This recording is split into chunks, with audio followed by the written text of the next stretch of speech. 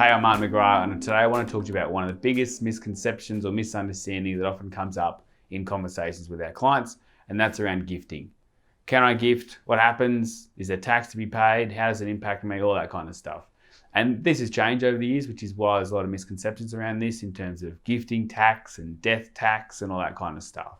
But as the rules stand today, do you pay any tax if you gift money to someone?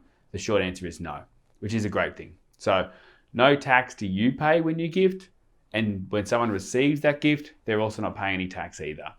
Now, a bit more complicated, if you're selling a property or some shares or something like that, there might be tax. If you're taking some money out of super, depending on the conditions, there might be some taxes, some stuff to check. What I'm really talking about is if you've got money in a bank account from an inheritance or just cash you've got sitting there, some savings, and you want to give that to someone, no tax at all. No limits on that gift. You just transfer them the money and you're good to go, which is great. So is that beneficial to do? Well, you've got to think about your circumstances, think about the person you're gifting it to. What are they using that money for? We always make sure we go through a process with the clients we work with around how much they should give. Does it make sense? Is the impact on them positive or negative? All that kind of stuff. But also have a look at who's receiving that gift. If they're getting certain entitlements that they need to have their assets below certain thresholds, then it's important to make sure you check that before you give that money to them, because that might cause a consequence for them. So that's generally how gifting works. No tax, do what you want. Make sure you check some things from your end and their end, but generally that misconception is hopefully put to bed. The other bit I want to talk about on the back end of that, which is a bit more complicated, is gifting if you're receiving the age pension. So another kind of more complicated area, but on the same spit is around gifting and how that works if you're getting a pension or any kind of Centrelink entitlement. So can you gift? The short answer is yes, but there is a limit, and that is $10,000 a year is how much you can gift. So if you want to gift less than that, fine. If you want to give up to that, also fine. So it's $10,000 in a year. You can do that over multiple years. The only trick is you can only do a total of $30,000 over a 5-year period. So you can't do $10,000 every year. You can do $10,000 for a couple of years and then not for a couple more, all that kind of stuff. So check the specifics, but yes, you can gift.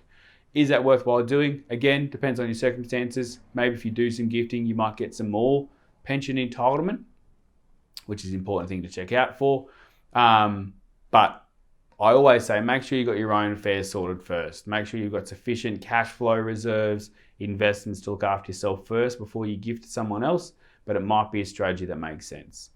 If you want to gift more than the $10,000, what happens?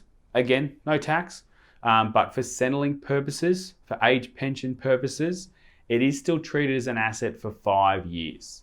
So what that means is that if you gift, say, $100,000 to a family member, the first $10,000 is ignored, but the amount above that, the $90,000, is treated as an asset of yours for 5 years from the date of that gift.